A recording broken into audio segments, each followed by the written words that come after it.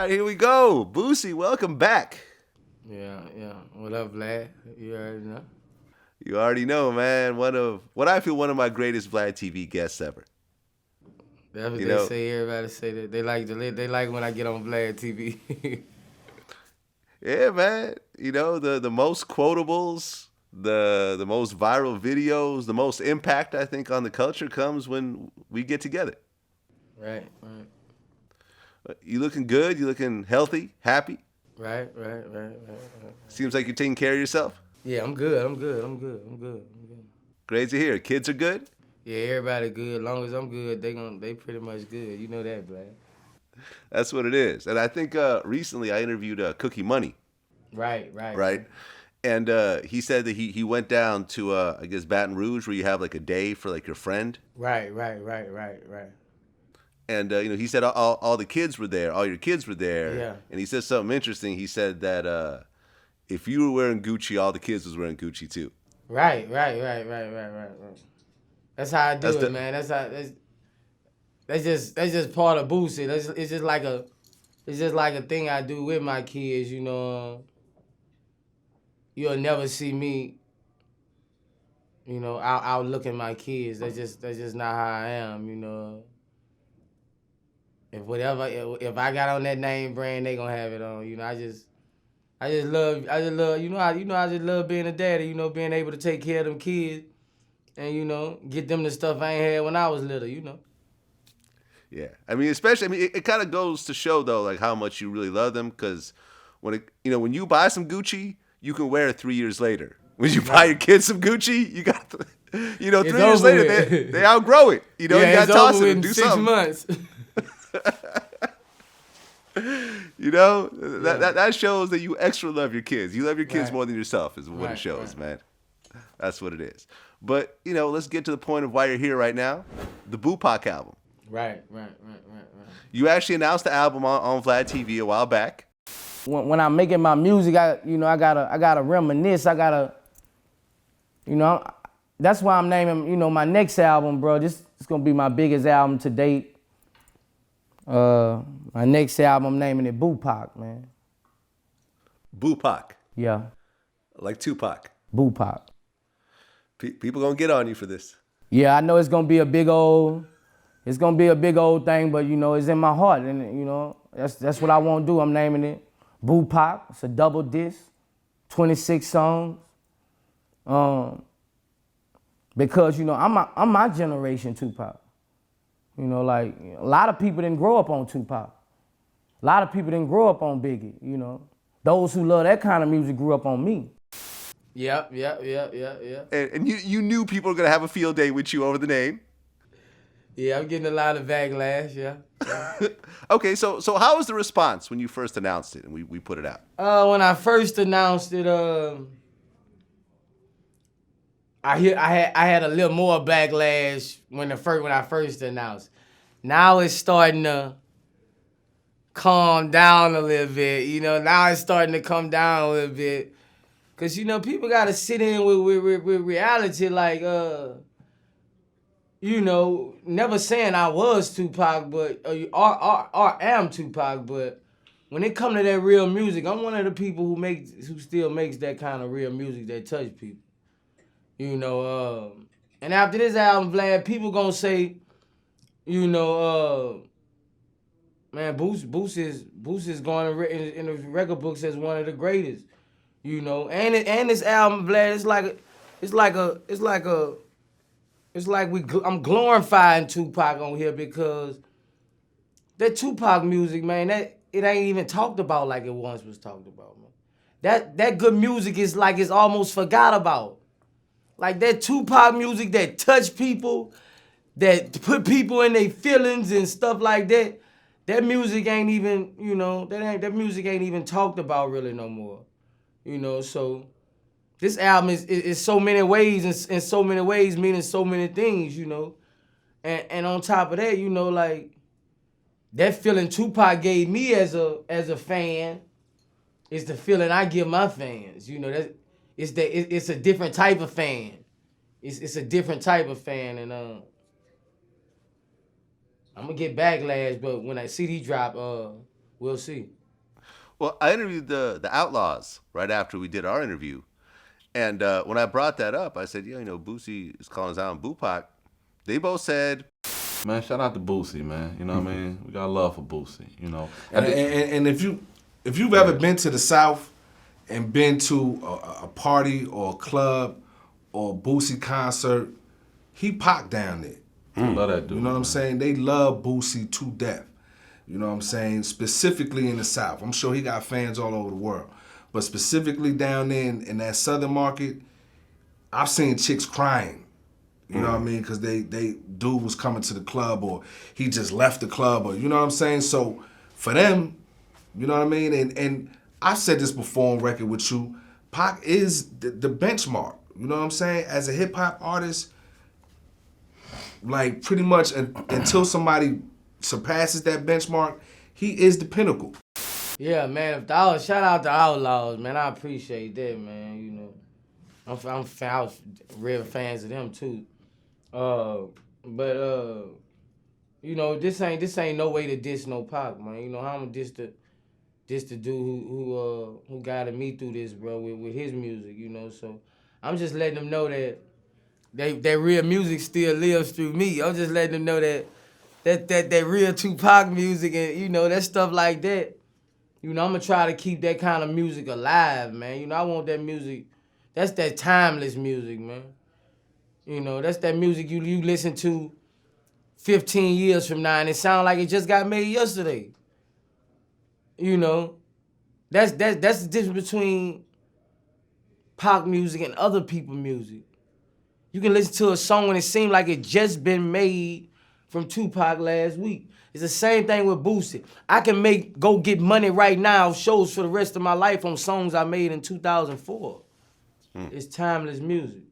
Well, the one thing I'm noticing about the track listing for Bupac is that you have a couple features, but you don't have like every hot rapper that's out today on this album. It seems like the features are people that you actually fuck with, but you don't have like, literally everyone that's on, because you have these albums that come out and everyone that's on the charts is on that album. And I don't see that in the track listing. Nah, this is straight Boosie here. This is straight Boosie. All I got really is my artist signed on my label, Young Blue and B Will. That's basically it.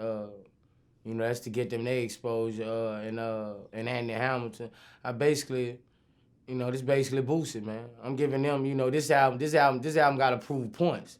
So, with all this talked about with this album gotta prove points. I ain't got time to go get no verses from nobody. This gotta be Boosie. You know what I'm saying? That's dope, man, because I feel like every new album that comes out is like a compilation of who's ever out right now, which, Who's hot? It just doesn't sound organic to me. Yeah. You know what I'm saying? It's like, you got to get Lil Yachty on there. You got to get Young Thug on there. You got to get a Future chorus. And it's like, well, what are you doing? Like, you know what I mean? Right. They trying to get guided. And, there'd be a lot of times there'd be the label too.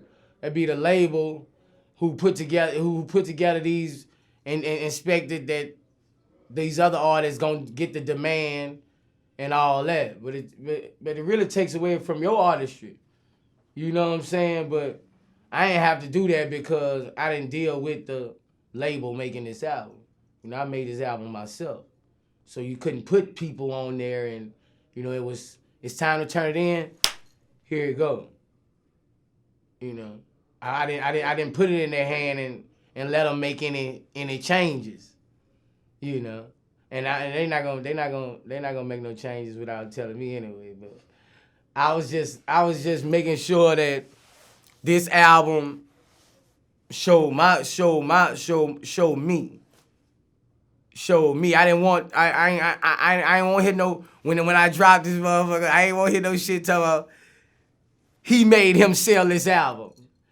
Even if it sells good, even however I don't need that extra third wheel for you to have to argue about.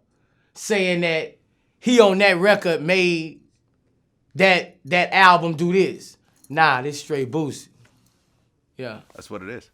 And you talked about how, you said that Tupac, getting back to the name Bupac, you said Tupac was the only artist that ever made me shed a tear when I go to my concerts every weekend, people crying for me. You know, same way people cry for Tupac. So people actually cry at your concerts? Yeah, people cry every concert.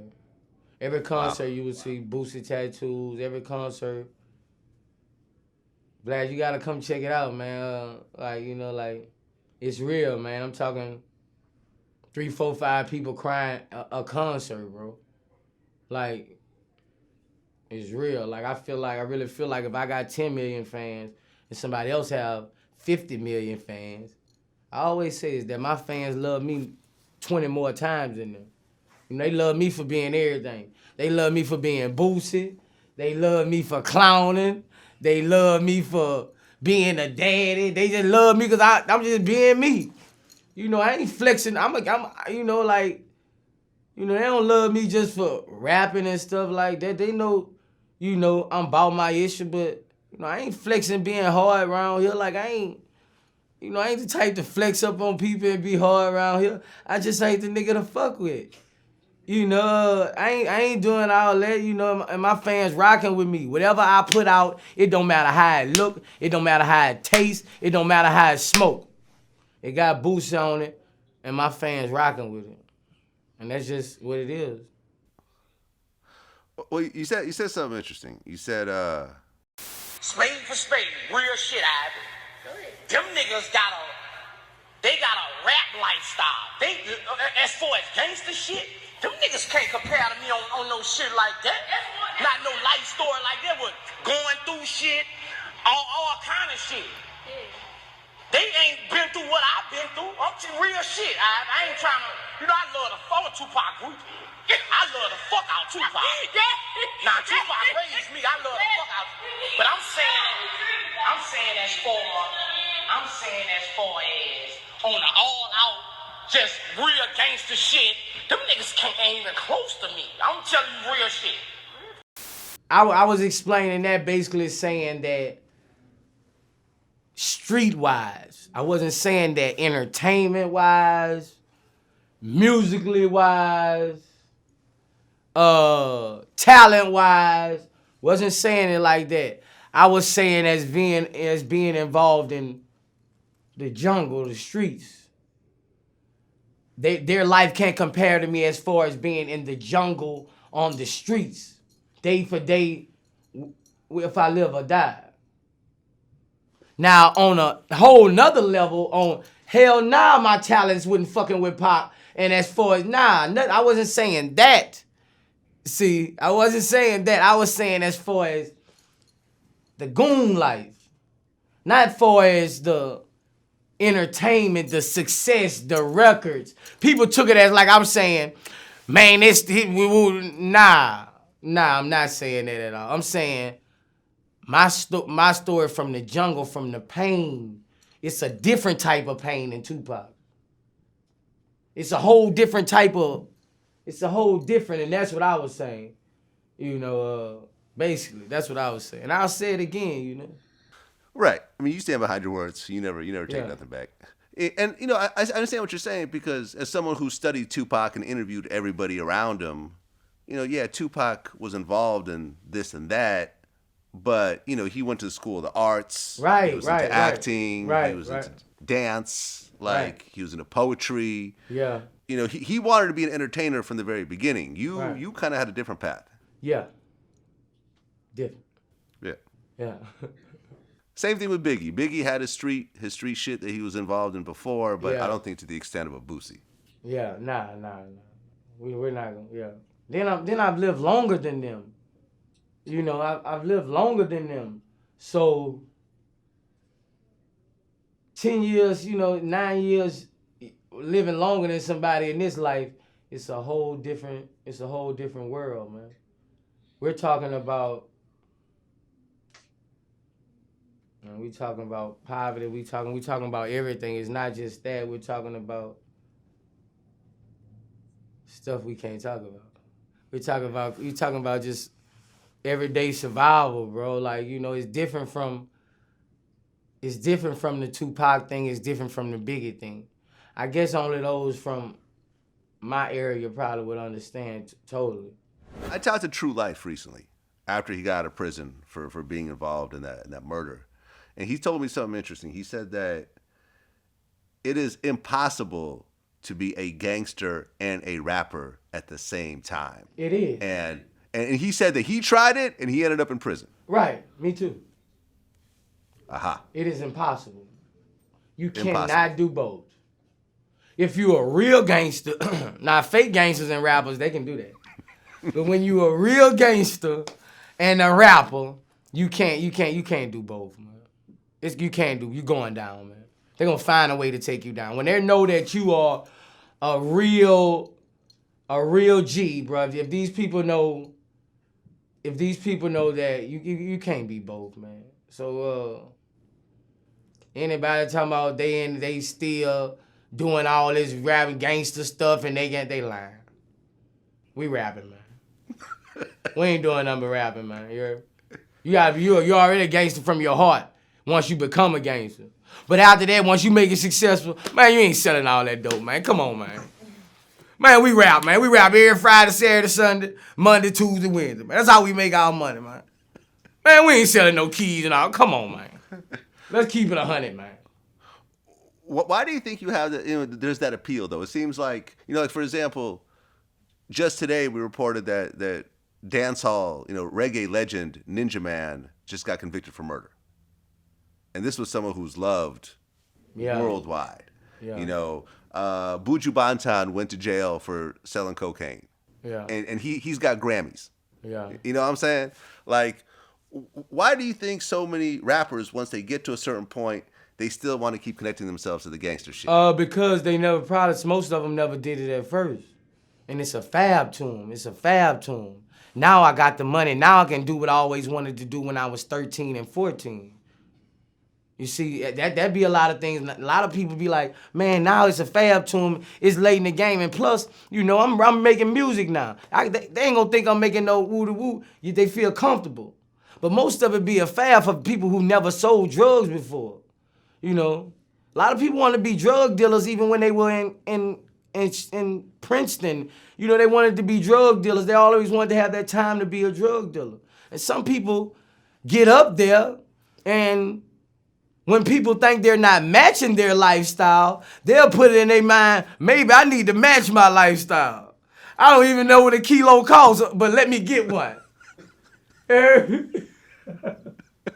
Let me get one. Now I got somebody say I sold dope. So that's what I might be wrong in some people's mind, but that's how I feel. Right, because I had heard in the Buju situation, because he had that song "Boom Bye Bye, Every Bati Boy Dead," which basically means every homosexual must die.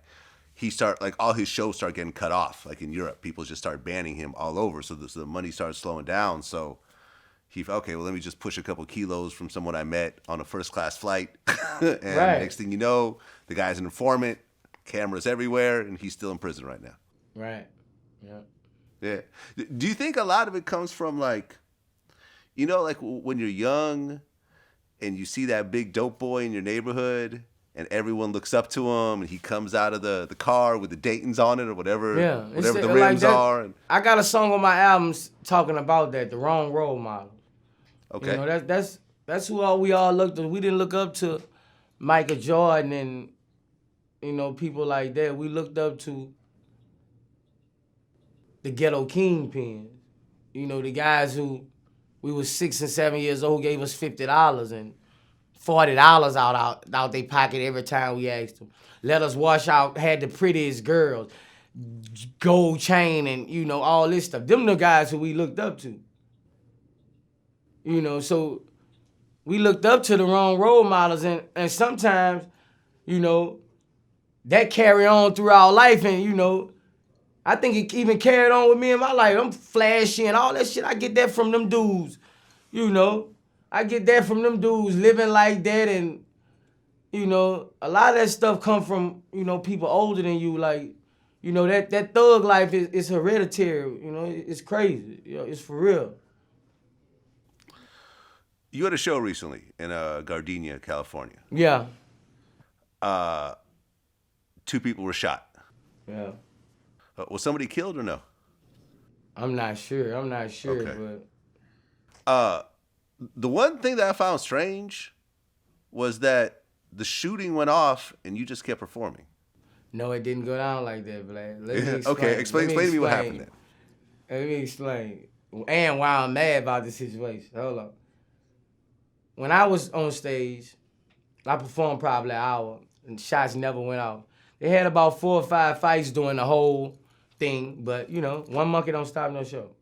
They start fighting. Okay, they stopped. Sung another 3 songs. They start fighting. I sung another 3 songs. At the end of the show, I'm gone. Like, I'm at the room probably an hour and a half. They still had people hanging out, just everybody on the streets full in California. Gunshots rang out. I get called at the room saying somebody got shot. Vlad, I was at the hotel when shots took place. It's just the media blew it up. The Boosie concert. Nah, it wasn't even at the time at the Boosie concert was over. You know, and people, but that's all about being, I take my lick with it because, you know, that's all about, you know, that's how I do when you're a star. It just, sometimes it trickle back on you. You know, I lost the whole 21 and under 10-city tour through California and Phoenix. You know, just because of that. Just because of, you know, the promoters bagged out, you know, people scared to come to the venues saying, Boosie did this. You know, I lost on almost a half a ticket, man. Yeah. So after that situation, people just started bailing out. Yeah, they just started bailing out. Promoters just started bailing out. Yeah, they just started bailing out. You know, people watch the news, man. You know, if we're doing 21 and under, 18-year-olds, you know, they mama's paying for the tickets, most of them. You know, who won't send their child out there if they feel like it's a danger zone? I just feel like they like I told TMZ, people need to correct this shit, bro. Like, you know, I think the facts need to be put out there before, you know, you just tear down somebody's name. You know, nobody never said nothing about the bike club. You didn't hear about the people promoted me. You didn't hear about nothing that had to do with anything but a Boosie concert. Yeah, well, I mean, unfortunately, when you do gangster music, gangster's gonna come out. Right. That's why when I say I take my lick. Yeah. Well, I tell you, you gotta take your lick. You gotta take your lick, man. You know, you gotta take your lick. You know, you gonna have people come out. Some people come out already know they gonna act a fool, man. You know, you gotta understand that. You can't blame the music. Some people already come out and waiting for the song to act a fool on. They come to the club talking about when that song come on, I'ma whoop somebody. You know what I'm saying? So we just get stuck out as the rappers, but at the same time we make the money off a lot of this stuff. So we gotta take our lick. Yeah, man, you take the good with the bad. Yeah. It is what it is. I mean, every artist that I do that does a certain type of music, there's always going to be violence at shows. There's going to be gang activity in shows. You know, and then they get banned. You know, there's extra police presence and stuff like that. It is what it is. I mean, but it does show. I mean, I saw the crowd. It was crazy.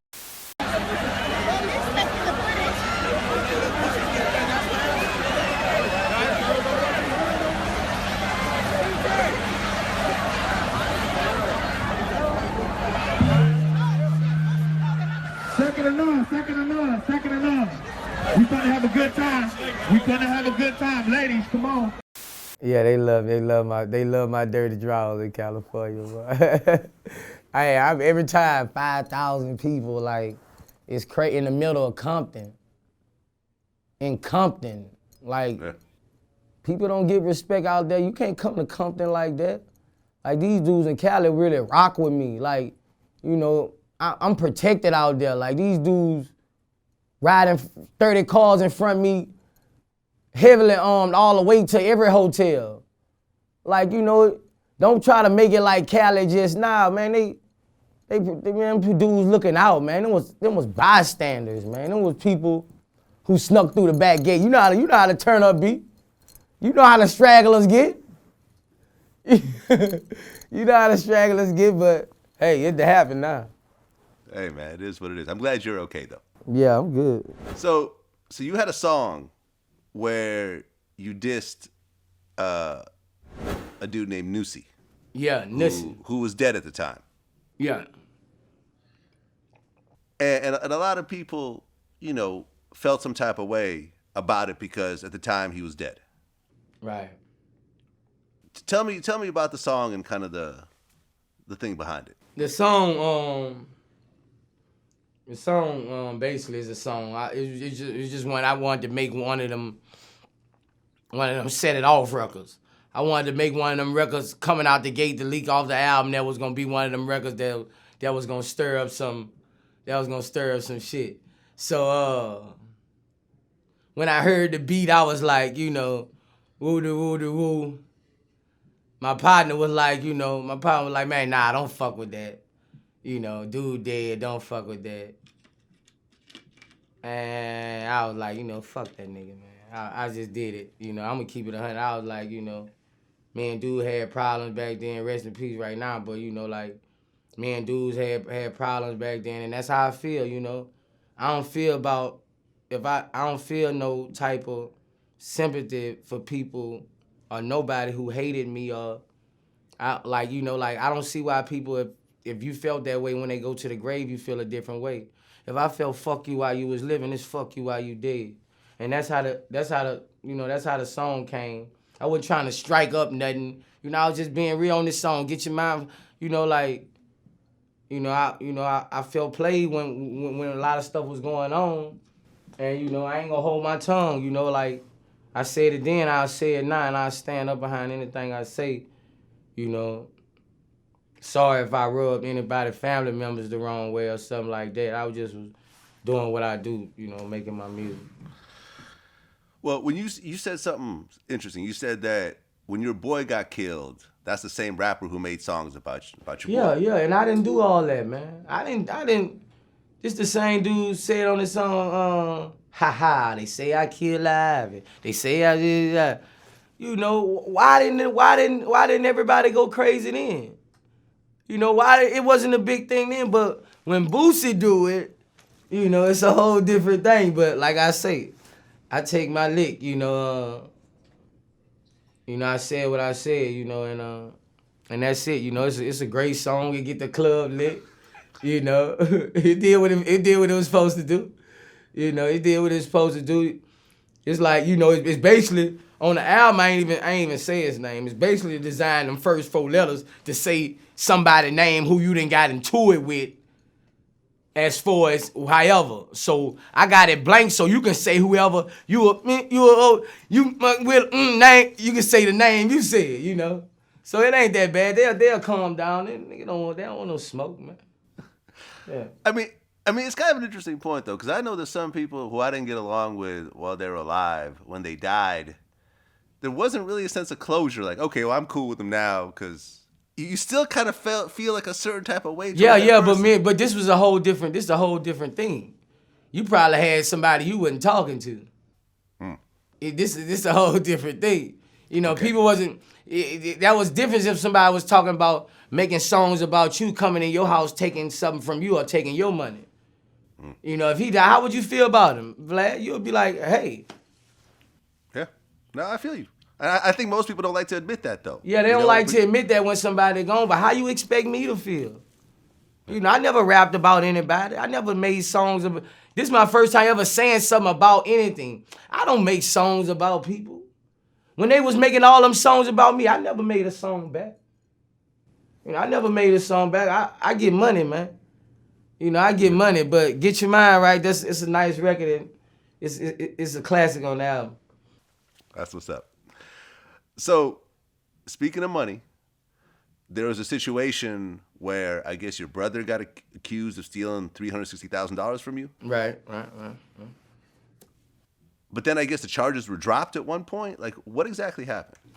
From what I'm knowing right now, he had I know he got arrested for stealing the money.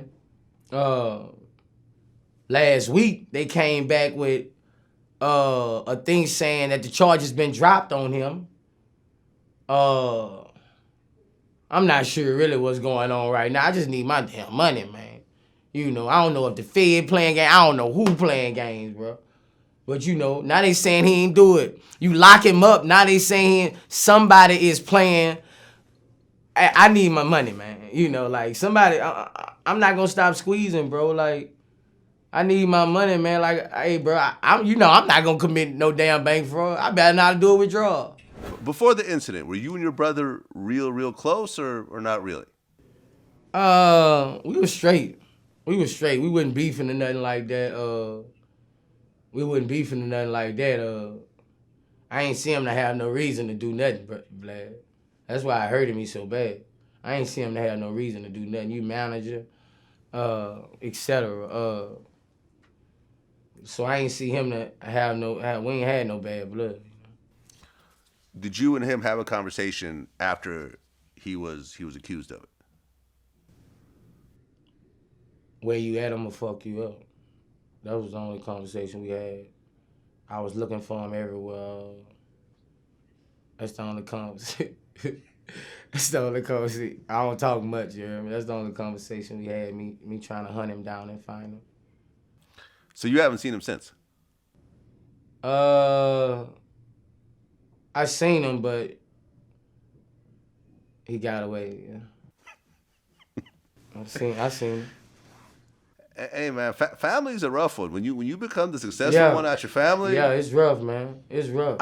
I got people that are close to me that do not talk to their mother, to their father, to none of their siblings, nothing, because they know, because they're the successful ones in that family. They know that as soon as they come around, something's gonna come up missing. They go ask for money. They go and try to use some leverage against them. It always happens. Money brings so many obstacles of hatred, man. People gotta understand, money brings so many obstacles of hatred, man. You can have a friend, man. You can have a friend who was loyal to you forever, man, until you get rich. You get successful, man. Everything changes about this person, man.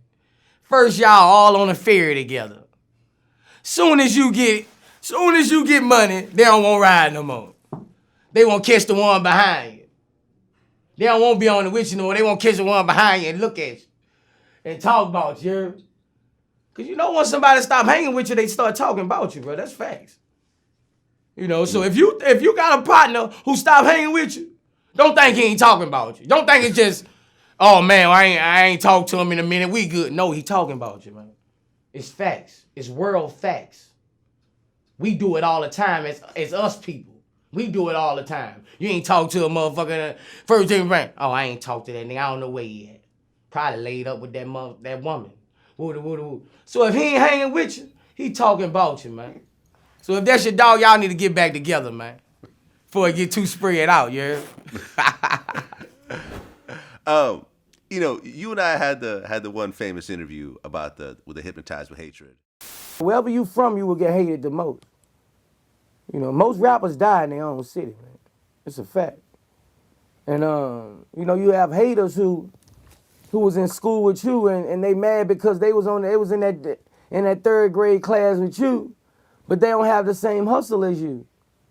They hate you for no reason. They hate you for your success.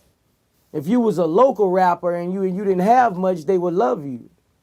And these people, you develop hatred in your own city. It'd be the guys who, once dap you down when you had one song out. But when and they develop envy because they go home, they get out the car with their friend, with their other partner, and he listening to your music. They walk in the house, they girl listening to your music. They go downstairs, the kids doing a dance to your music. Now they are hypnotized with hatred. They are hypnotized with hatred. They didn't go downstairs. They niece didn't even spoke to them when they walk in the house. They just singing Boosie. They niece didn't say, hey, uncle, or nothing. They just singing Boosie. They get back in the car and go to the store with their cousin in the car. They say, oh, that's a car like Boosie. That's a car like Boosie. Okay, they let son get in the car. Dad, I want some chains like Boosie. All right, now you hypnotized with hatred.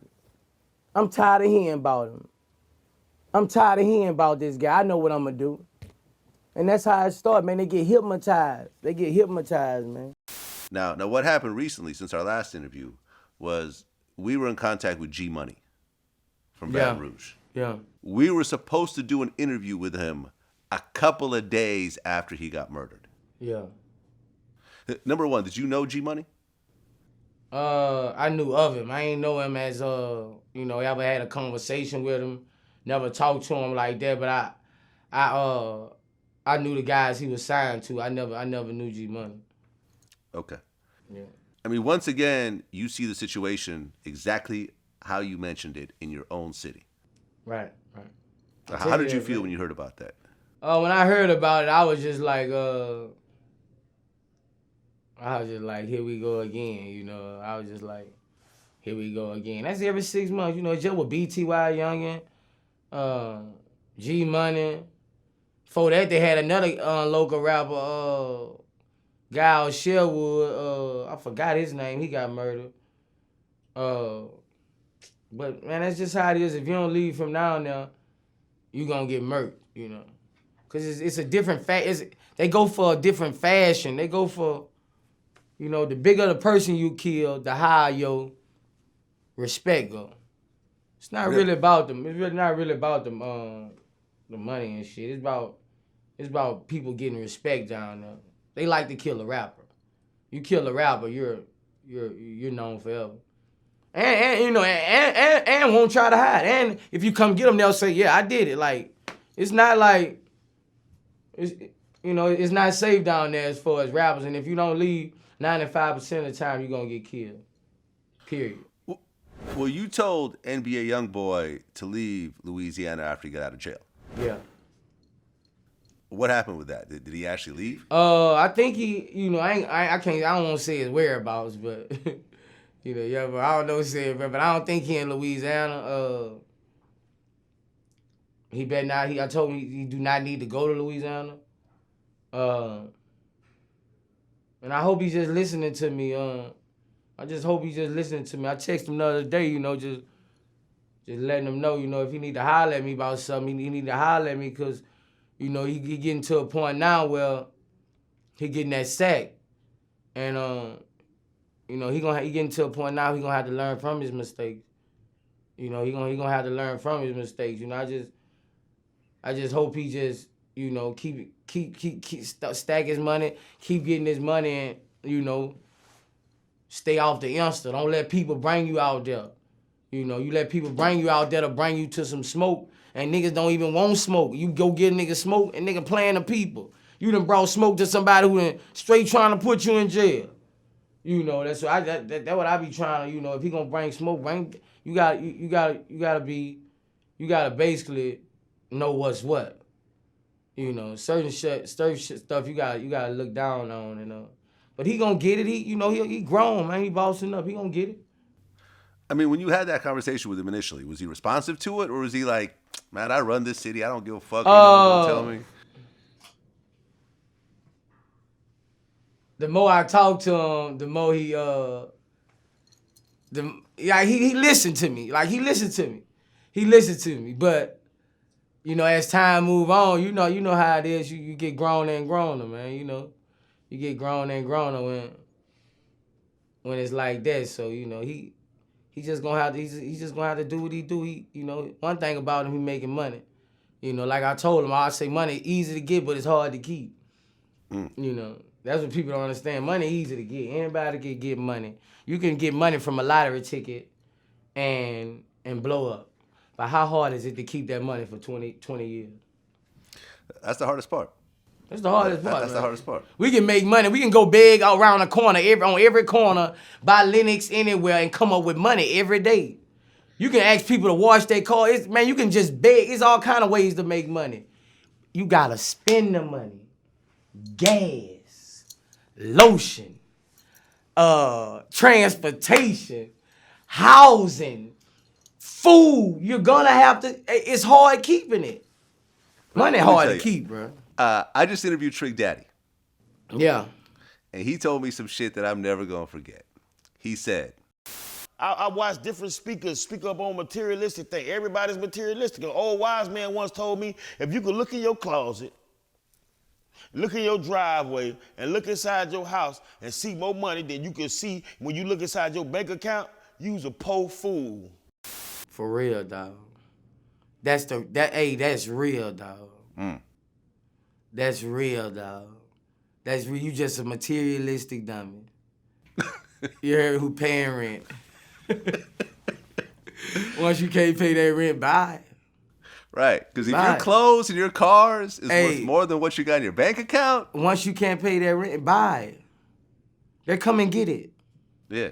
It's over. You sell it as half price now. Right, because the clothes ain't worth nothing. The clothes ain't once the car leaves off the lot, it goes down in value. Right. Once you put on clothes, it leaves. Once you buy a Rolex, once it starts ticking, it's $5,000 cheaper, man. Street prices out the gate. You got worn to it, $10,000-$15,000 cheaper. So you just gotta think like people not thinking. That's why I built me a estate, man. I build my shit. Everything I do, I own, bro. I try to own my land. I own my home. Anything I try to own, my liquor. Anything I try to have ownership of. Because you don't never know when you're gonna start making money. You ain't never know when you're gonna start making money. And people can do the same thing. If you're paying rent $10,000 a month for 4 years for condos in New York, LA, man, you could have built you a mansion in 24 months, a bazooka mansion, and it'd be yours. But now you done just spent 2-3 years of paying rent, and once you can't make a hit and pay rent no more, you just paid somebody couple million in 2 years who you don't even know. You just got somebody rich you don't even know. And you can't even go say, can I get a cheeseburger now? They don't even know you. Can you say, can I get $5,000 to help pay my... No, they don't know you. They're not going to help you. So that's... Yeah, I mean, DJ Paul, I interviewed him recently from 3 6 Mafia, and he said that when you look at your financial history, what do you think was some of your best decisions and the reason why you're so financially stable today? Because I paid cash for every single thing I ever bought. Huh. Every car, every house. I got 8 houses now. All You cash. have 8 houses. I got 8 houses. I don't live in all 8 of them, obviously. Clearly not. But I got 8. I pay for everything. I look at it like this. I was like, if I can't afford to pay for something cash, then I shouldn't get it. Huh. Because I don't know if, you never know if you go finance something, you never know what tomorrow is going to bring. his key to success, that he said that he bought all 7 or 8 of his houses in cash. Yeah, he's straight. No mortgages, no nothing. He's straight, because once you can't, they're not going to feel sorry for you, Vlad. Once you pay these condos, those owned by a Japanese somebody, way from another country. Now you done ran out of money. It's $7,000 to pay. You got $6,500. They don't even want to let you ride, man. You been there for 3 years. You done kept the grass clean. You done made the spot more notable. But they ain't gonna let you go with $6,500 because they don't know you. But you made them rich. So we gotta think of that, man. We gotta think we can do that stuff ourselves by the money we giving other people.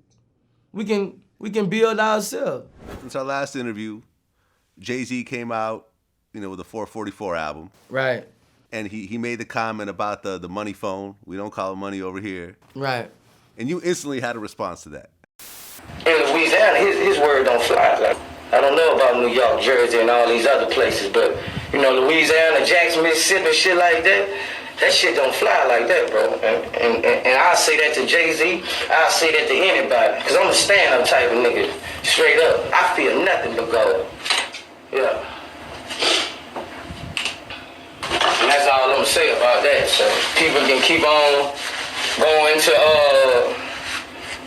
to social media under my DM saying, I don't want you to see you, if you trying to get Jay-Z money, that's what they was telling you. You shouldn't put stacks to your hip.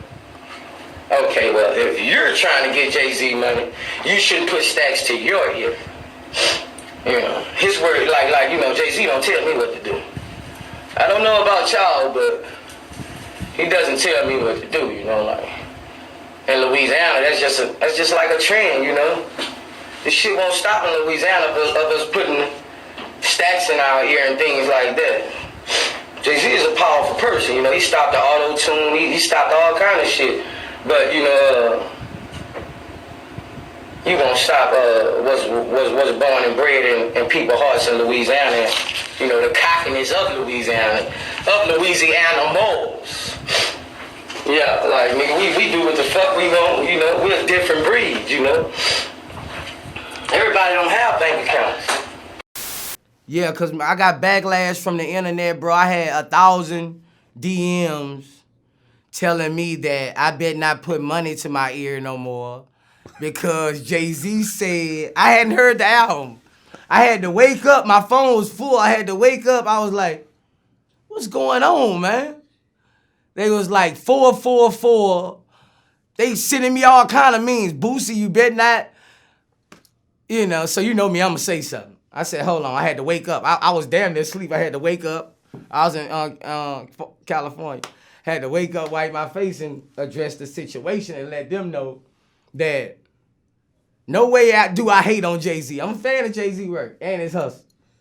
But I was just saying where I'm from, down south, Jay-Z can go down there and say, put your money phones down, and they're gonna stay up. This is what I was saying. I was saying where I'm from, his word is not law to where he can make 50 million teenagers who on Instagram like this, put them down. I say I don't know about New York. I don't know about other places. People, they try to twist my words, but I made it clear. I say I don't know about New York. I don't know about certain places. I just know about the places where people like me are kings at. And the fads people take and the people that they listen to. Down south got big hot shots too. Down south got real big dogs too. Not comparing us to Jigga Man. We're not finna even get on no money talk with Jigga Man.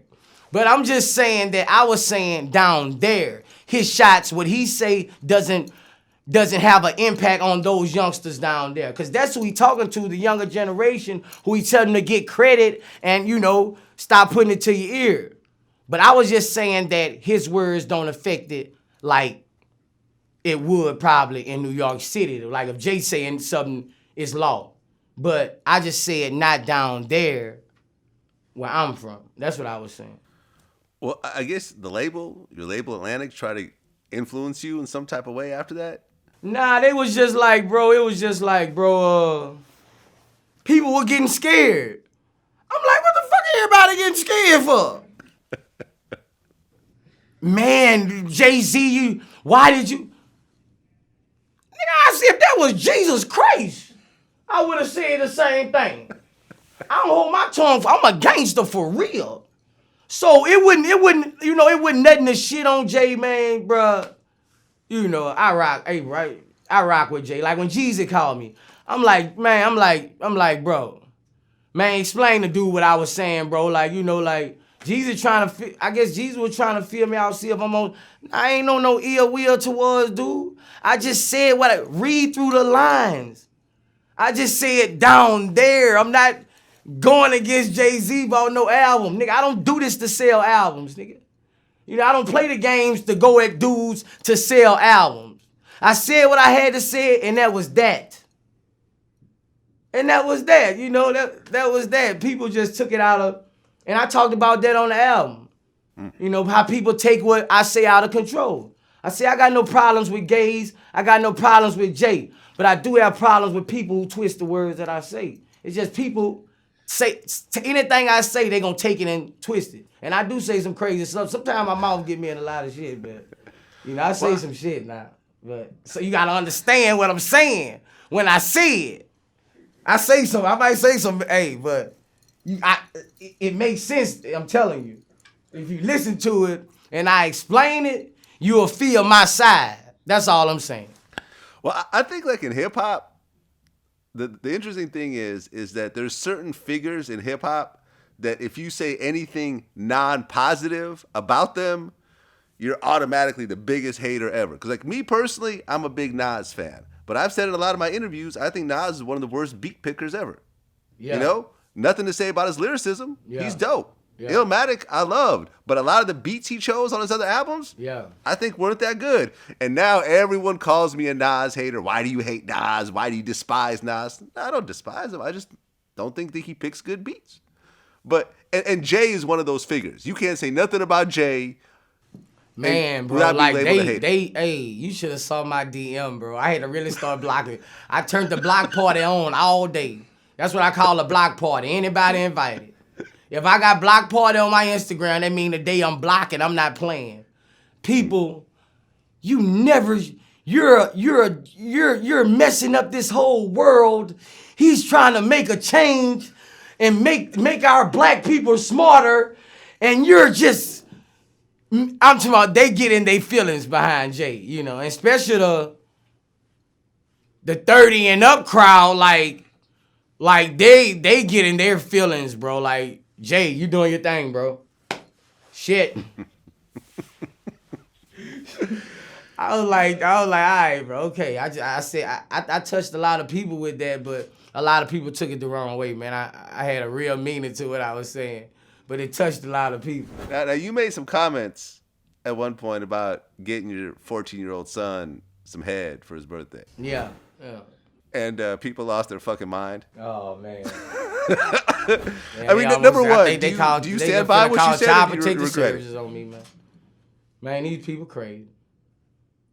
It's crazy, man. I was just saying, bro. Really, I was joking with him, but my son has gotten head. You know, he's 14. He has gotten head, and like he told you that. Yeah. Okay. Yeah. So, and when he told me that, I showed him how to put on the condom. Showed him how to roll it back, put it on, make it stay. I school my son to this. 14 years old, that's when they get freaky, Vlad. You know, he wasn't staying with me at the time. I couldn't watch him. He was staying with his mother in Baton Rouge, one of the most age-populated places on earth. So you think I'm not going to educate my son sexually? You got to be crazy, you know. And everybody got different parenting, bro. Like I tell people, they got some people don't know what they 14 or 15-year-old daughter doing, don't know if they having sex. You know, they lost. Daddies ain't in their life. I'ma be in my son's life. If he bring a woman home I don't like, I'ma tell him. I'ma be in my son's life. Ain't nobody gonna tell me how to raise my son. Yeah, if he going with some girl and he going there, I'ma give him a rubber. You know, I interviewed Lord Jamar about this afterwards. And the one thing he focused on, which I found kind of interesting, was... You know what sticks out to me in that whole thing? His son's nickname is Tootie Raw. Like, Tootie is like a slang for sniffing. Oh, really? Tootie Raw. Okay. Like, it's like sniffing coke is his nickname. Like, that's an ill nickname for a 14-year-old kid. You see? But that goes over a lot of people's heads. You were just saying Tootie Raw like it was nothing. Like it was just some hood shit. And it is. Well, where he's from, it may mean something completely different. I don't think so. You think he's calling his son's nickname is nicknamed after cocaine? He's saying his son's so raw like coke. Man, you like that Tootie Raw. That sounds like some real down south shit. You understand? My son's so ill, he's so pure. Nigga, I had to call him Tootie Raw. I ain't know that. But that's his nickname, Tootie Raw. Yeah. But Vlad, bro, I just feel like, how I parent. I can't speak for everybody else, how I parent. If kid's 15 years old, just think how a kid think. You know how you was when you was. If kid 15 years old, man, just getting involved sexually, barely knows what he doing. He doesn't know how to put on a condom yet, really. So 90% of the time, he's not gonna use protection. He's not even skilled like that yet.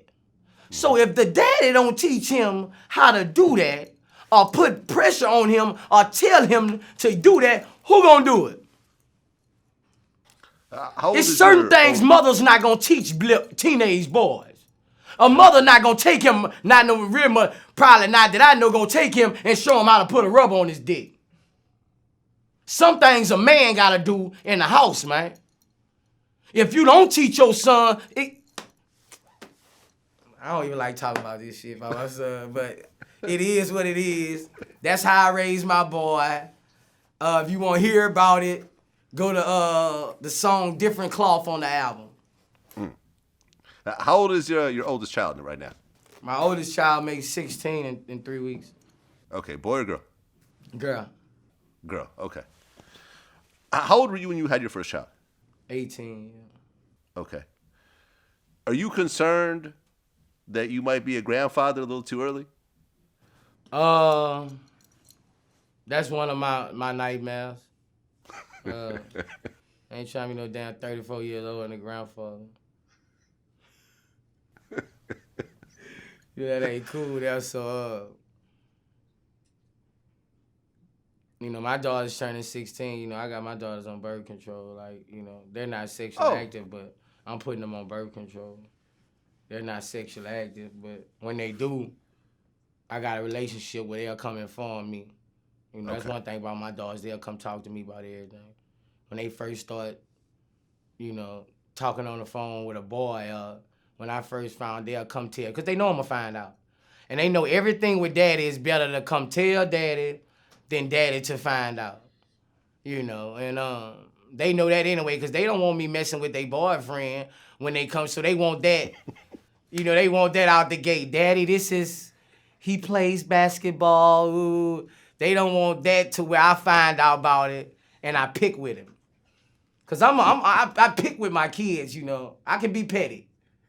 I know you saw my Instagram. I can be petty. So, like petty how? With my daughters, I'm at a point right now. I'm just going with the flow, Vlad. They getting up there now. They in 10th grade now. Right. I mean, you got to be careful because your kids. I mean, in the same way that you're a target for pregnancy and stuff like that, your kids. Oh, my kids are definitely a target. I just wrote a song called "Dear Daughter." I just told them men are gonna want to fuck you because of who your daddy is. Right. They think it'll get hard for your daddy. They're thinking about that check. That's real fucked up sounding. Your daddy's check. I told her. I always tell my daughters, 76, at least 80% men are attracted to you because of your father. And that's a fact with any famous person. 80% of anybody, if you attracted to their daughter, you attracted to their daughter, or even first heard about their daughter, because they famous daddy. So that was your first attraction. So I want my daughters to find somebody who ain't never heard a Boosie song, who don't give, I hope they find somebody who even like the Boosie song, you heard? I want somebody to love my daughters and love them for them. I want them to meet somebody because it's crazy, that's just how it's gonna be. You know how many people they have in the ghetto training their sons to get Kim Kardashian daughter or Beyonce daughter? Man, these people is getting ready. Gold mines. I tell my daughter, girl, I hope you ain't been in the gold mine. I hope he ain't looking for the gold mine. Because they got people who train their sons to get at your daughter and take her hand in marriage. Because once you marry, daddy out the way, boo-boo. Bye-bye, daddy. That's what they gonna say. Bye-bye. They know once it on that finger. Bye-bye, daddy. Yep. I'm just keeping it real. I don't want everybody being too hard on their daughters now if they famous. But we gotta protect our daughters seriously. We got to protect our daughters seriously. Stars got to protect their daughters seriously. They got some pedophiles. They got some people who do stuff to your kids, all kind of shit. The world fucked up. You've seen what's been happening in Hollywood recently. Yeah, I think they starting to go with they starting to go with a latch on now. What do you mean? I don't think all that raping ain't going on. Somebody lying now. Somebody is definitely lying now. Like, everybody, come on, man. Somebody, and with all this rape shit, because people are getting paid now. People are getting paid now and compensated. So a lot of people just following the train. Now, I feel like a lot of it went on, but it's getting out of hand now. Everybody ain't do all them rapes, man. Somebody confided into these rich people. Everybody ain't do all these rapes, man. Somebody bent over and said yes. Period, man. These are famous people. Some stuff probably went, but everybody, man, like everybody, man. Every time you see a rapper getting banged for rape, everybody getting, because they selling in court. They just want the money. They don't want to take it to court. They know that they can get the money out you. These women, it's the new thing. It's starting to come back around. Remember the Mike Tyson? Remember that pop? Remember them in the early 90s when they was hitting everybody? It's starting to just come back around, man.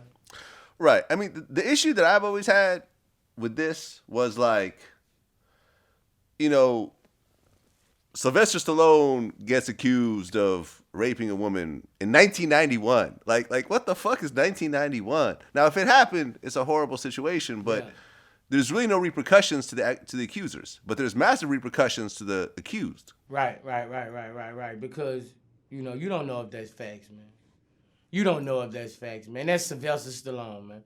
That can easily 90% be a broken-hearted woman who ain't at his house right now, who feels she been loyal to him for years, being his side bitch. She been loyal to him for 5-6 years, being his side bitch, but he was never gonna make her the main thing. And now she got all the hate in the world because now she's working at a part-time job somewhere. She's dating a construction worker who's not making any really money. She turns on the TV. He has a young, beautiful wife. He has beautiful kids. Now you want to come back since 1991 and talk about your pussy. And you won't talk about, why you ain't talking about that when you were talking about Rocky? All these $1 million when you could have got plenty of money. When he was Rocky and all this. Now you want to come back 20 when you 50-something probably years old, man. You just need your money to go out with and live. Now you trying to get it off the man. And this is 91. Have you ever had a female try to extort you for some money? Yes. No, let me tell you what a female tried to do. But I couldn't report it because I'm on parole. Okay. It's a real talk, Vlad. I wasn't even in St. Louis. I got reports filed to my home that I committed a sexual assault on somebody in St. Louis, right? We read the report. I was in Atlanta, Georgia. I was in Atlanta, Georgia. My lawyer filed. I got my lawyer to file to the St. Louis courthouse. Got all my screening where I was in Atlanta airport and sent it there. Stuff dropped immediately. You know, that the girl's finna get arrested. That shows you, that shows you what people will do and you weren't even in the city. This when all the rape stuff was going on. You know, now she finna get falsifying went in there, went in the police station and filled this out. You know. It's crazy, man. That's what people will do, man. Yeah, just think if I was in that city that night, Vlad. They would have tried to try a case. Right. I mean, somebody probably would. They had an argument. Just think if I was in the same club as her, even more, or in that same city that night. It's cold, bro. Right. I mean, because if you look at, like, for example, the Nelly situation, he got arrested for rape. Everywhere, all the media outlets are calling Nelly a rapist.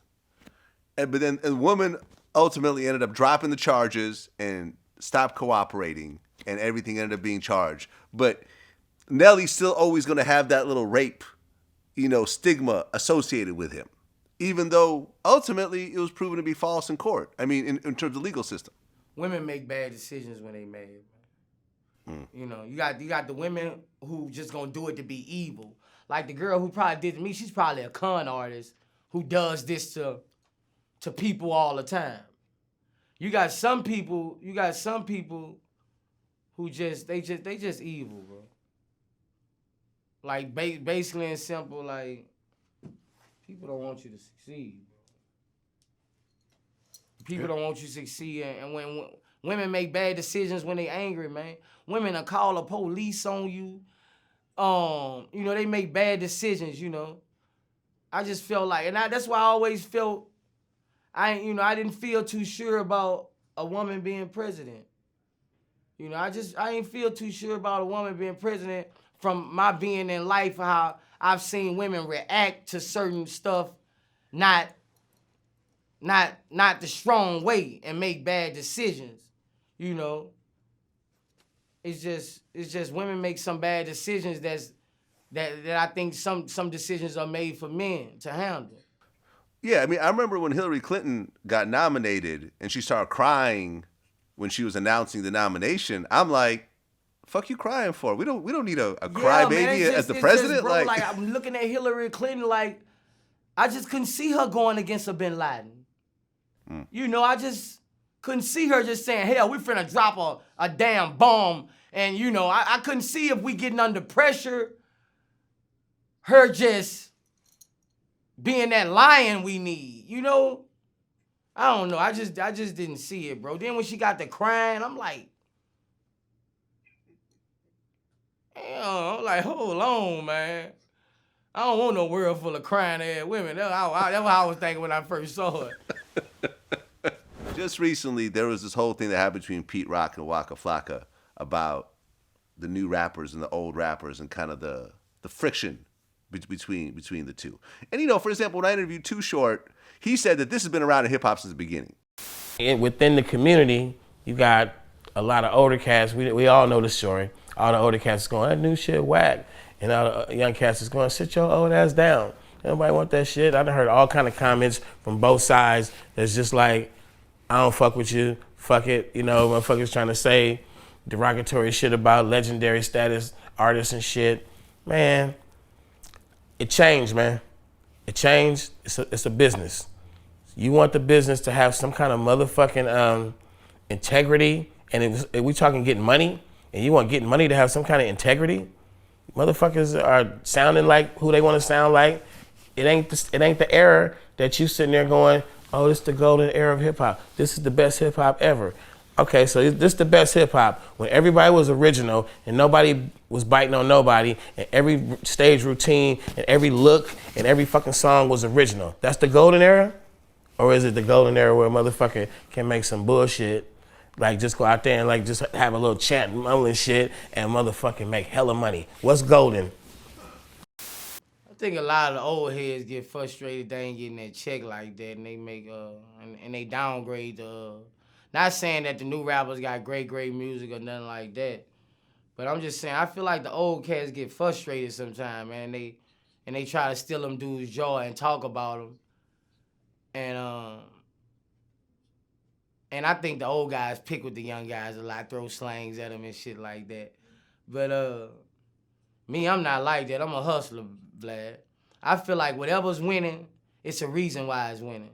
And I feel like you're less of a hustler if you don't try to get some way into that and get on this wave to win with somebody. If not, it's going to pass you up. And you're still going to be talking about what they made. You're not going to be talking about what you made with them. See, I'm going to interact with all these artists and get on their records. Boosie, I need you on the record. It's done. You know why? Because that crowd, their fan base, once they hear me kill this record, now they're my fan base. You know, but the older guys who don't get on songs with these guys, you don't want to do nothing with these guys, now you cannot get their fans. Now you're then turned the enemy to their fans. You know? So you hustling backwards when you go against them. So you got to get on this wave and do verses with them, get on records with them. You know, they getting money. Okay, if you get money like that, okay, I got somebody won't book you. Man, let me put 6,000 on top. You know, you better get on the wave. You put 6,000 on top of one artist 100 times, that adds up. Mm-hmm. You know, yeah, for what kind of music he make. It's people want to see him. He's a money ball. Is you gonna get on the rubber band money ball with him? That's all it's about. Man, you know, is he real enough to put you on that band with him? Man, let me put a couple thousand on top. You know, Why just separate yourself and not make no money from a generation that you can't stop? Hey man, listen. If Vlad TV only interviewed rappers that were over 40, we would not be having this conversation right. You would not be in my office right now. Like, Hey, you bro, know, like, you know, everybody got their time to shine. Like, I don't know, bro. I just, you know, I'm trying to motivate all these youngsters to get money and stay free and shine. I like to see them get money because I know that feeling, that first feeling when you first get money. Like that, hey, that's a hell of a feeling. Vlad, that means more than all this right now. It means more. That time, bro, you gotta let them, that time, bro, that's a special time in their life, bro. That's a special, people don't know that special time. They say, oh, they doing this, they spending this. You don't know how special this time is right now. This heaven right now. This heaven, man. This heaven when them youngsters get that rap money and can show it off. Yeah, you know, you got, you somebody never had nothing. You finally get all this damn money. Do you expect somebody to act accordingly? man, listen. Do you expect black youngster, people like us to come and act right when you ain't just had nothing and you just, that's how I was. I'm gonna show this money. Yeah, look at this. I'm happy. Y'all stunted on me forever. How do I supposed to act to somebody who well, Dickies. We got Dickies on and Reeboks. And 3, 4, 5 months later, I got $100,000. I can't act right, man. I can't. I know I couldn't. I can't act right. It's in my head. Like they say, money going to your head, fucking right. It went to my head, man. I never had this. You feel us, Vlad? You feel what I'm saying? Mm-hmm. Yeah, we ain't doing nothing wrong acting like that. I almost feel like this is a light day for you in terms of your jewelry. Oh yeah, I'm light today. I got my Lil Boosie on. Okay. Yeah, that's the Lil Boosie. This is my new one. This is the Lil Boosie. So that's actually a medallion of yourself. Yeah. Covered in diamonds. Yeah. Okay. Yeah. And then you got what, like 3 or 4 chains underneath that? Yeah, I got I've been going with the gold rope style lately, like the 1980s dope boy style.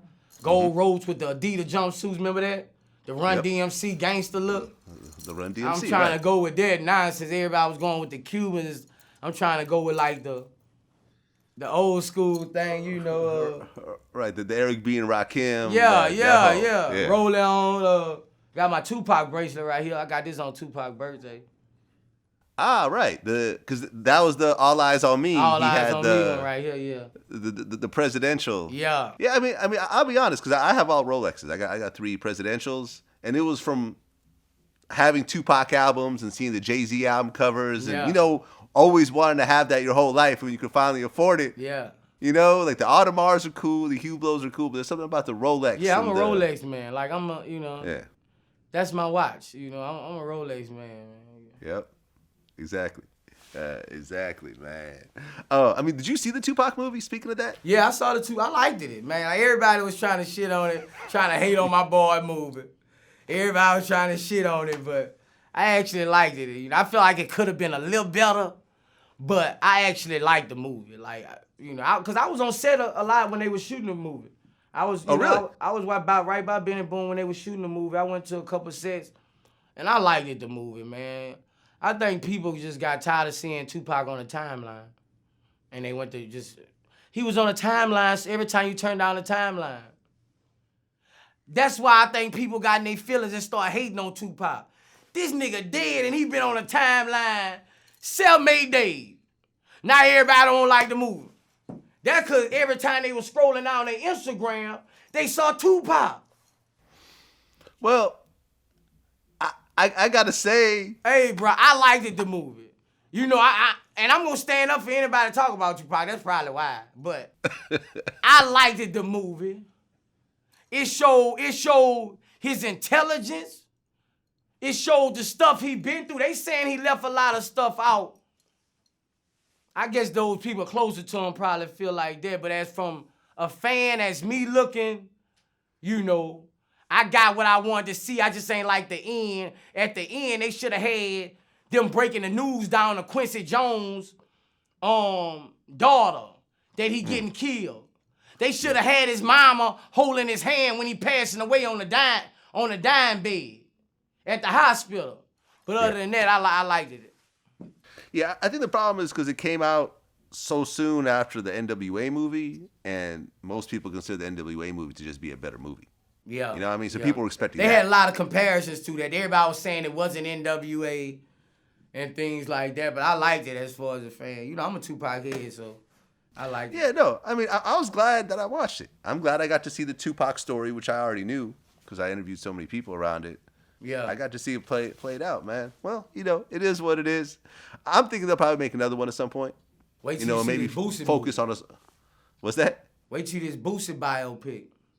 There's gonna be a Boosie biopic. Yeah, it's already wrote.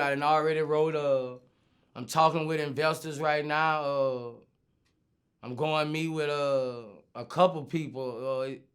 You know, it's crazy. I got off the phone 50. 50 might want it. Man, bro, I talked to BET about it yesterday.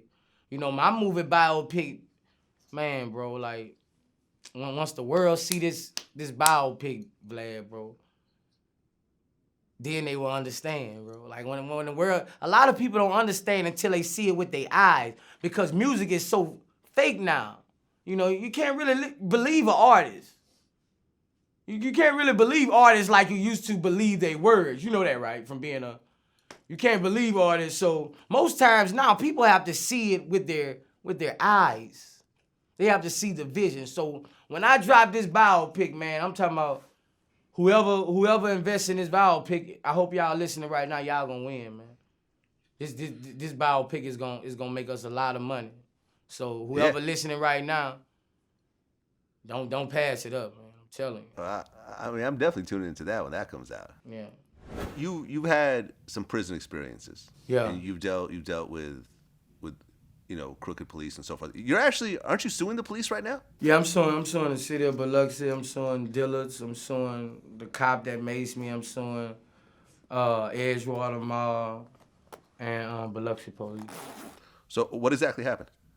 I was in the mall and I was in the store, and when I look back, they might have had 300-400 people outside waiting on me to come outside. So when I saw that many people, Vlad, me and my boys got our stuff and we walked our dealers towards out the mall, going out the mall. We were leaving now. We get in the middle of dealers, security walk up to me and tell me, get out my damn mall, boy. Boy. When I saw that, I knew he was racist. We in the middle of Mississippi. I already know it's time for me to go. I say, man, I'm gone, man. You ain't got to worry about me. He get to walking behind me. This is everything. All this was on camera. He get to walking behind me. My boy turned around like, man, why you walking up on him like that, man? What's wrong, man? We leaving. He maced him. My niece turns around when he's macing and she gets hit. He sprays her. Matter of fact, she's pregnant at the time, 8 months with twins. Wow. Okay.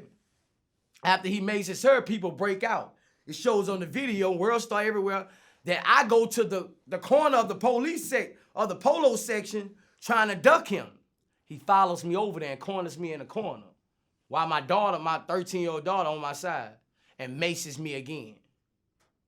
Okay, after that, I leave out and get out the mall. He follows me out the mall. And that's when, you know, he got his ass whooped. That's when he got stomped out. Oh, he got stomped out after Oh, all yeah. that. I don't know who stomped him out, but he got stomped out. Oh, man.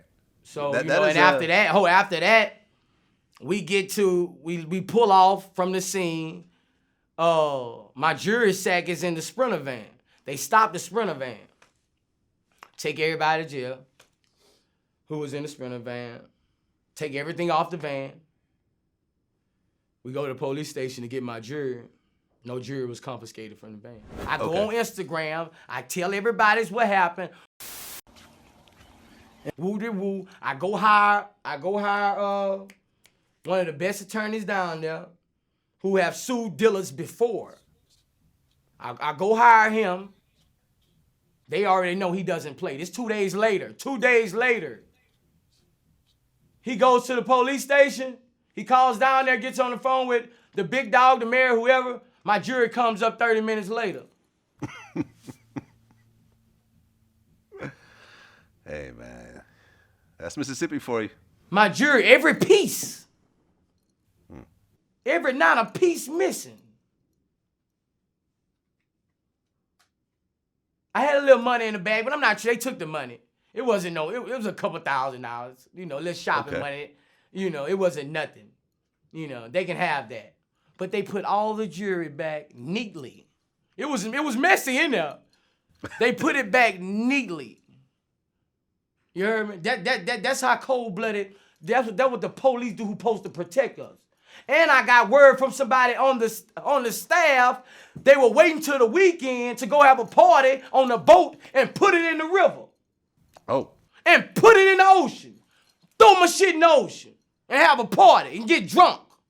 How much jewelry? Like, what was the dollar amount of that, roughly? Man, I don't know, man. I know it was over half, though. $500,000 worth of jewelry. Yeah, because I had just went got a lot of my stuff clean. It was a big concert in Biloxi. So I wanted to, I don't usually take that much jewelry with me. It was just, my boy had just flew in with the jewelry that got cleaned and polished up.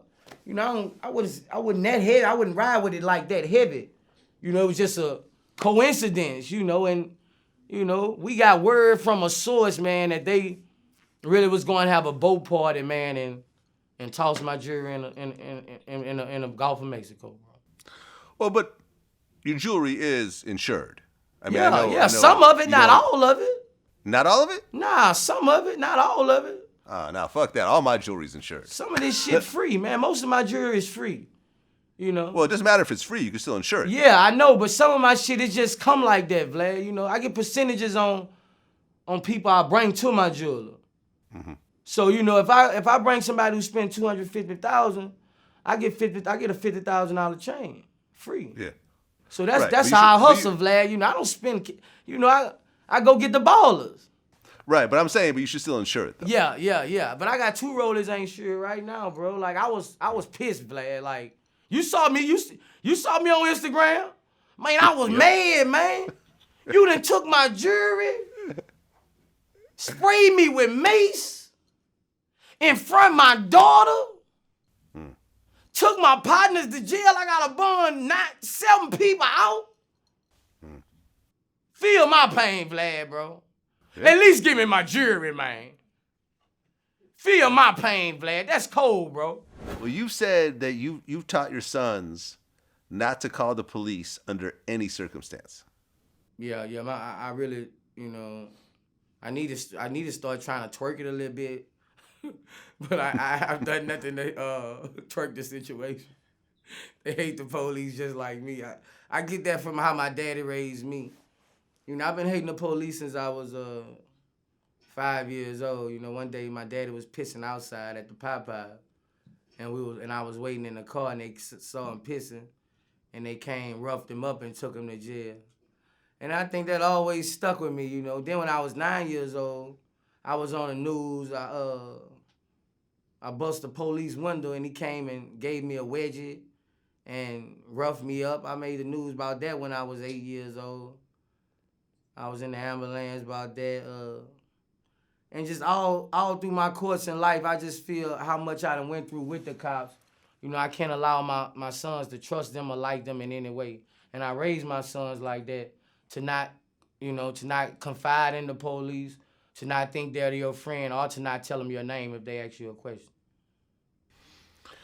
But your sons and daughters are going to be growing up in a different environment than you are. Right. They are not going to be in situations where they're criminals like you were, earlier, where you have an animosity towards the police. It's the police's job to bust you, and it's your job to try to avoid them and so forth. Right. They are going to be law-abiding citizens. Their dad is going to put them in good schools and everything else like that. So, yes, there's going to be an occasional racist cop, but it's going to be a different situation than what you went through. It is. Even my mom said, that it might come back to bite me in my ass one day. Even my mom said that. But, I'm just going off how I raised my kids. You know, everybody raise their kids different, but you know, and I have some intelligent, good kids, and if it ain't broke, don't fix it, man. That's what I believe in.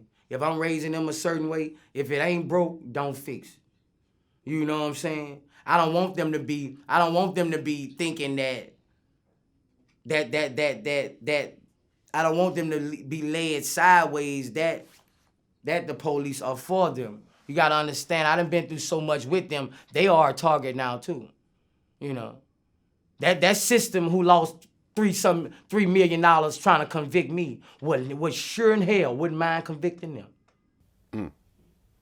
You know, sure as hell, all them public officials who got bumped down from their rankings would not mind convicting one of y'all them motherfuckers with this Boosie fade. They are a target right now. My boys are a target right now. My boys are a target right now to be caught and questioned about something on anything. When they can be caught and questioned about something, they gotta be sharp. You know, they can be questioned about something about their daddy years before.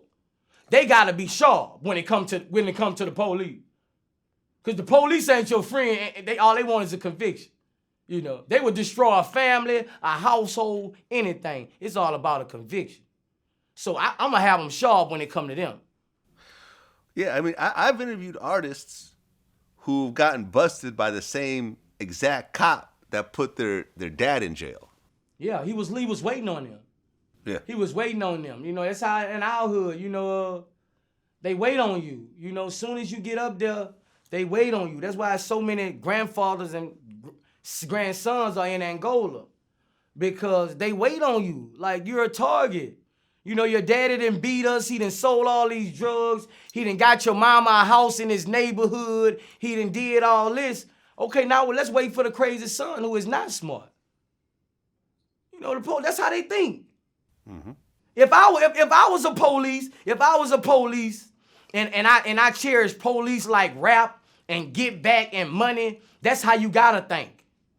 If you think if a police is thinking win, he gonna think win all the way to the end. Okay, I lost that bout, but I just locked his son up, gave him life, gave his mama cancer, everybody in the family gone crazy and everything. So who won? You didn't teach your son about these situations. You didn't even get your son out the hood. So you lost and they came back and won. And that's how I go in the game, man. Would you say your biggest hit record is Wipe Me Down? Of course.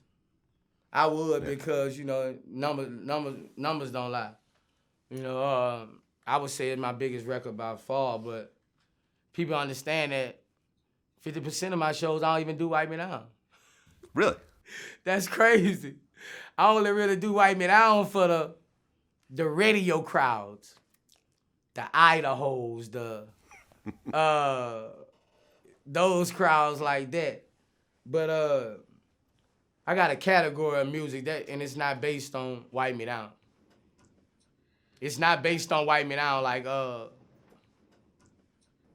if you ask somebody about a Boosie song, most time they'll sing another song before they sing Wipe Me Down. So Webbie and Fox were featured on Wipe Me Down. Yeah. And you and Webbie have a long relationship. Webbie's not on this new album. Right. How are you and Webbie? Because I feel like I don't see y'all two together the way I used to. Right now we're on different grinds. Because, you know, people not trying to book us together right now. They booking me separately.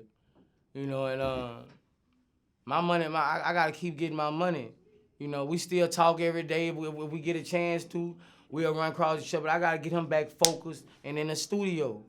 You know, I gotta get him in the studio to make this music. You know, we can't, you know, people won't hear music. And that's what I'm gonna put out music.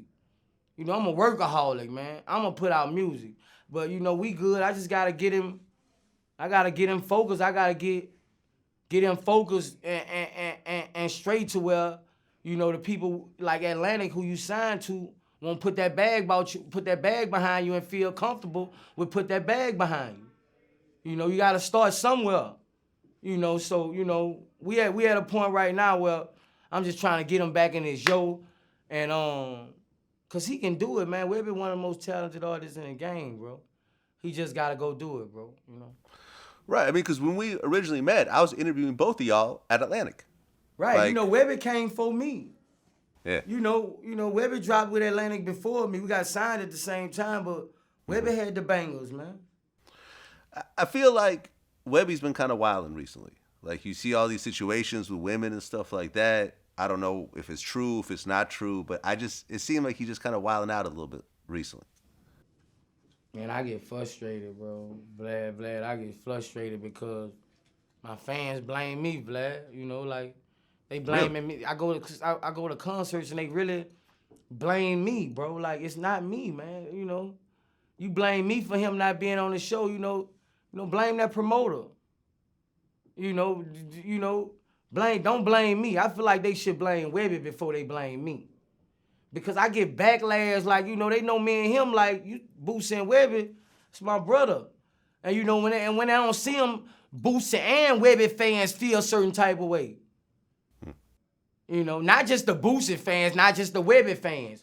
The Boosie and Webbie fans. Them the ones who like to see us like this. You know what I'm saying? And I miss him I miss his crazy ass all the time. But, I'm on a roller coaster ride getting this money, man. Like I gotta go, Vlad. You know how I be. Yeah. You know how I be. I feel you, man. Well, I'm a fan of both of y'all, man. I'm a fan. I didn't even realize he was still signed to Atlantic. Yeah, from what I know. I know I ain't heard nothing put out in a couple years. Well, somebody gonna have to put a bag behind them, but in order for that to do that, they gotta believe it. They gotta believe you ain't gonna fuck up the money. They gotta believe you gonna go do right and do this. You know what I'm saying? That's what a lot of rappers, when we at Cray, we put the CEOs in bad positions. Put the CEOs in bad positions. We be just thinking we can just put out an album. But as me becoming a CEO, now I know. As I became a CEO, man, like, who wants to put money behind you, and it's a 60-70% chance you might derail the train. That's how Atlantic is. Atlantic won't, they gonna call you before, like, can you do this interview? Will you do this? Will you? If you can't sell the album, they're not gonna spend their money if you can't sell the album, man. That's with anything. That's with drugs, anything. If you can't sell the drugs, ain't nobody gonna give it to you to sell. So once Webbie just get on this, I heard he been back in the once he turn up, man, and just get them people to believe in him, he gonna be straight, bro. If not, shit, look like he tell him come sign to me. I'll put that bag behind him. I'll drop him. Let him go. Tell Land, let him go. Bring him to me.